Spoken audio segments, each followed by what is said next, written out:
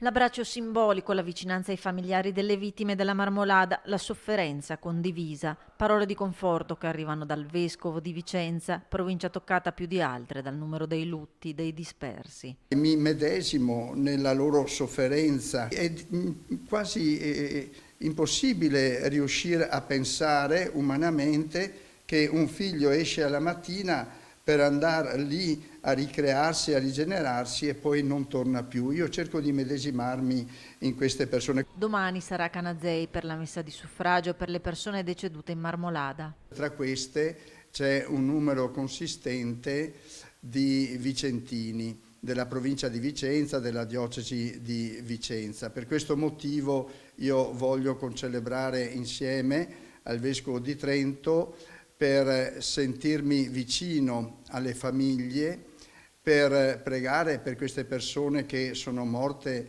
in un modo così improvviso, così imprevisto. Lascia aperta una riflessione sul rapporto di ciascuno di noi con la natura, Monsignor Pizziol, e un invito. Che rapporto abbiamo con il creato? Come dice Papa Francesco in una sua enciclica, è la casa comune. Allora tutti dovremmo sentirci impegnati al rispetto. E intanto una tra le tante iniziative che partono dalle singole parrocchie del territorio, stasera Isola Vicentina, la veglia in ricordo di Filippo Bari, il papà 27enne residente a Malo, la cui foto, scattata poco prima di essere travolto dalla valanga, è diventata il simbolo di questa tragedia.